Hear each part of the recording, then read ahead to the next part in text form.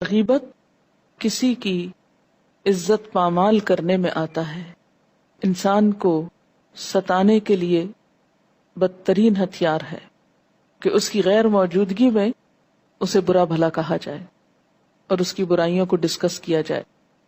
ایک شخص نے حضور صلی اللہ علیہ وسلم سے پوچھا غیبت کیا ہے؟ آپ نے فرمایا یہ کہ تو کسی شخص کا ذکر اس طرح کرے کہ وہ سنے تو اسے ناگوار ہو، اسے اچھا نہ لگے کہ میرے بارے میں اس طرح کو اوپینین دیا گیا ہے۔ اس نے عرض کیا یا رسول اللہ صلی اللہ علیہ وسلم اگرچہ میری بات سچی ہو؟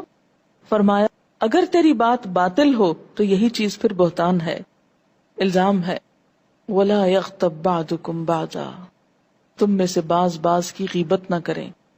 غیبت کا لفظ کس سے؟ غیب سے ہے، یعنی اس کی غیر موجودگی میں، اس کی پیٹھ پیچھے، کیونکہ کسی کے سامنے جب کوئی کرتا ہے تو وہ اپنی صفائی پیش کر سکتا ہے نا، لیکن جب اس کے فرشتوں کو بھی خبر نہیں کہ اس کے بارے میں کیا کہا جا رہا ہے اور کیسی کیسی بات کہی جا رہی ہے تو وہ اپنا دفاع بھی نہیں کر سکتا، خود کو پروٹیکٹ بھی نہیں کر سکتا۔ اسی لیے اس کو کس سے تشبیہ دی گئی؟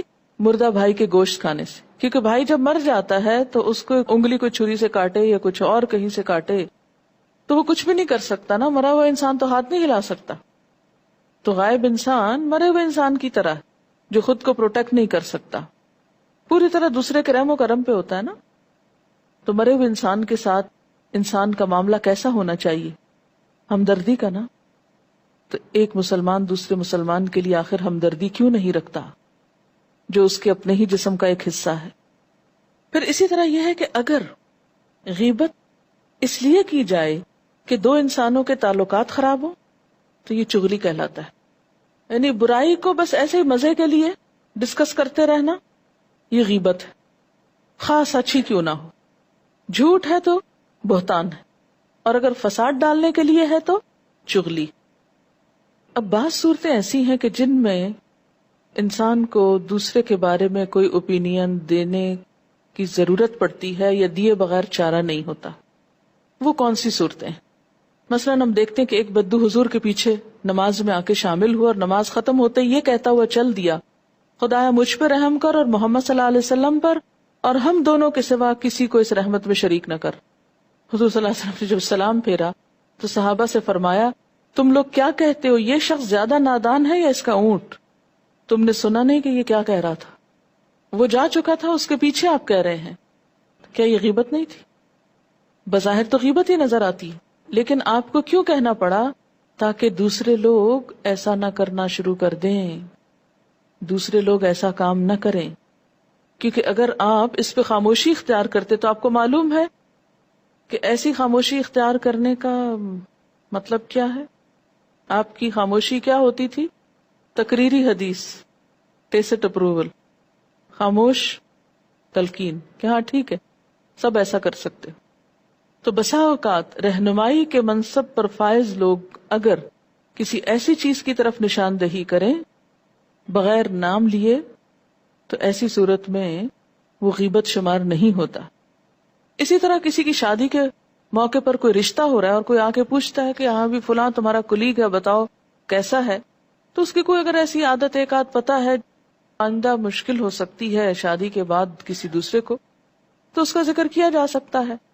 لیکن یہ نہیں کہ سب کو دکھاتا پھر۔ مومن تو مومن کا آئینہ ہے، سب سے پہلے تو کسی کی خرابی خود اس کو دکھانی چاہیے، اور اگر اس کو نہیں بھی دکھائی تو اگر کسی کو رشتہ کرنا ہے اس سے یا کوئی بزنس کرنا ہے تو اس کو بس اتنی بات جتنی علم ہو بڑھائے چڑھائے بغیر صرف اتنا ذکر کر دیا جائے، اور اس میں بھی تمسخر کا انداز نہ ہو، حقارت کا انداز نہ ہو، کسی کو لیٹ ڈاؤن کرنا نہ ہو، بس خاموشی سے کہہ دیا جائے کہ میرے علم میں یہ بات ہے۔ جیسے حضور صلی اللہ علیہ وسلم کے پاس ایک خاتون آئی فاطمہ بنت قیس، ان کو دو لوگوں نے نکاح کا پیغام بھیجا تھا، انہوں نے آپ سے مشورہ کیا کہ میں کیا کروں، یہ آپ کے صحابہ ہیں، تو آپ نے فرمایا کہ ان میں سے ایک تو مفلس ہے اور دوسرے بیویوں کو مارتے ہیں۔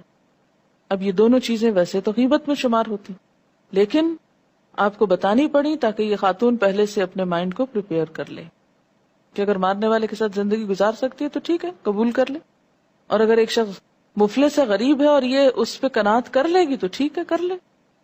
اسی طرح ایک شخص آپ صلی اللہ علیہ وسلم کے پاس ملنے کے لیے آیا، آپ حضرت عائشہ کے ہاں تشریف فرما تھے، اس نے آ کے اجازت لی تو آپ نے فرمایا یہ قبیلے کا بدترین آدمی۔ پھر آپ باہر تشریف لے گئے، اس سے بڑی نرمی سے بات کی، گھر واپس آئے تو حضرت عائشہ نے عرض کیا کہ آپ تو اس سے بڑی اچھی طرح بات کر رہے تھے، حالانکہ آپ نے کہا تھا کہ وہ بدترین آدمی ہے. آپ صلی اللہ علیہ وسلم نے فرمایا خدا کے نزدیک قیامت کے روز بدترین مقام اس شخص کا ہوگا جس کی بد زبانی سے ڈر کے لوگ اس سے ملنا جلنا چھوڑ دیں. تو مراد آپ کی کیا تھی کہ میں اس سے بد زبانی اور بد اخلاقی نہیں کر سکتا، خواہ وہ بدترین شخص ہے. اس سے ہم سب کو کیا سبق ملتا ہے کہ خواہ کوئی کیسا ہی برا انسان ہو، یہ کہیں بھی جائز نہیں کہ ہم اس کے ساتھ بدتمیزی شروع کر دیں اور یہ جواز دیں کہ وہ برا ہے اس لیے ہم کو بدتمیزی کرنی ہے، ہرگز نہیں. اور حضرت عائشہ کو کیوں بتایا تھا آپ نے یہ برا شخص ہے؟ کہ کہیں ایسا نہ ہو کہ آپ کی غیر موجودگی میں آ جائے اور وہ سمجھے کہ حضور تو اس سے بہت اچھی طرح بات کر رہے تھے اور وہ اس کی کسی برائی کا شکار نہ ہو. لیکن اس سے زیادہ آپ نے کچھ نہیں کہا کہ پھر وہ قصے سنانے لگ جائے، اچھا اس نے ایک دفعہ ایسا کیا تھا، پھر دوسری دفعہ ایسا اور تیسری دفعہ ایسا. بس اتنا ہی کہہ دینا کافی کہ محتاط. اسی طرح ایک موقع پر حضرت ابو سفیان کی بیوی ہند نے آ کے حضور سے عرض کیا ابو سفیان ایک بخیل آدمی، مجھے اور میرے بچوں کو اتنا نہیں دیتے جو ضروریات پوری کرے. اب یہ ہے کہ بیوی کی شکایت شوہر کے بارے میں کسی ایسے انسان سے جو اس کی مدد کر سکے یہ بھی اس میں شمار نہیں ہوتی. لیکن ہر مجلس میں بیٹھ کے شوہر کو برا کہنا شروع کر دینا اور ہر ایک کے سامنے اس کے قصے کھولنا، ہن لباس لکم وانتم لباس لہم، اپنا ہی لباس پھاڑنا ہے. تو اس سے کیا پتہ چلتا ہے؟ اگر مظلوم کسی ظالم کی شکایت کرتا ہے کسی عدالت میں جا کے تو غیبت نہیں شمار ہو. اسی طرح اگر اصلاح کی نیت سے کسی ایسے شخص کا ذکر لوگوں کے سامنے کر دیا جائے جسے لوگ فالو کرتے ہوں، جس کو کاپی کرتے ہوں، اور اس بات کی طرف جو سب کے سامنے بھی ہو، مثلا ایک شخص غلط قرآن پڑھتا ہے اور آپ جانتے ہیں اور کوئی شخص اس کے پاس پڑھنے کو جاتا ہے، تو آپ اس کو بتا سکتے ہیں کہ ذرا محتاط رہنا کہ یہ اور یہ چیز جو ہے یہ درست نہیں، تاکہ یہ غلطی نہ سیکھے. لیکن مزید کہانیاں من گھڑت سچی جھوٹی کچھ اور پھیلانا شروع کر دیں، یہ درست نہیں. پھر اسی طرح یہ ہے کہ فتویٰ لینے کے لیے کسی واقعے کا ذکر کرنا، اس میں مثلا اگر ایک باپ اپنے بچوں کو ماں کی وراثت سے محروم رکھے ہوئے ساری جائیداد پہ خود قبضہ کر لیا اور کوئی بچہ اپنی شکایت باپ کی لے کے جاتا ہے تو غیبت. لیکن اس کو فتویٰ لینا ہے، اسے بتانا پڑے گا کہ میرا باپ ایسے کر رہا ہے. اس ریلیونٹ ایشو تک ہی بات کرنا ہوگی، یہ نہیں کہ اب آپ کہ نہیں وہ نماز بھی نہیں پڑھتا اور وہ فلاں بھی غلط کام کرتا اور وہ فلاں بھی، اور بے وجہ بہت سی اور کہانیاں ساتھ نہیں. جتنی بات کا فتویٰ مطلوب ہے. مثلاً ایک شخص نے اپنی بیوی کو طلاق دی یا مارا، وہ فتویٰ لینے جا رہی ہے بیوی، تب اسے بتانا ہوگا کہ شوہر نے طلاق کہی ہے یا نہیں کہی. تو یہ غیبت میں نہیں شمار ہوگا. لیکن مفتی صاحب کے سامنے بتانا تو جائز ہے، عوام کے سامنے اس کا ذکر کرنا درست نہیں. اچھا، اسی طرح ہر مجلس میں بیٹھ کر کبھی حکومت کی برائیاں شروع کر دینا، کبھی کسی سیاسی لیڈر کی باتیں شروع کر دینا، یہ بھی درست نہیں. ہم لوگوں نے اس کو بہت ایک لائسنس دے دیا ہے کہ چونکہ وہ تو مشہور آدمی اور غلطیاں کر رہے ہیں سر عام، تو اس لیے ہمیں بھی اجازت ہے کہ ہم بھی ہر وقت ان کا نام لے لے کے ان کو ڈسکس کریں. نہیں، یہ بھی غیبت میں شمار ہوتا ہے. لا يحب اللہ الجہر بالسوء من القول الا من ظلم. اللہ کسی برائی کو بآواز بلند کہنا پسند نہیں کرتا مگر جس پہ ظلم کیا گیا ہو. یعنی مظلوم کو یہ حق ہے کہ اپنے ظلم کی شکایت کسی کو سنائے. جیسے تفسیر میں بھی میں نے آپ کو بتایا تھا کہ مظلوم ظالم کے خلاف فریاد کر سکتا ہے، مقدمہ دائر کر سکتا ہے، حق مانگ سکتا ہے، اس ظلم کو رکوانے کے لیے مدد طلب کر سکتا ہے. لیکن ایسی باتیں ہر مجلس میں کہنے اور اخباروں میں چھاپنے کی نہیں ہوتی. ان کو نشر نہ کریں، کیونکہ برائی کو نشر کرنا بھی ایک پولوشن میں ہی آ جاتا ہے.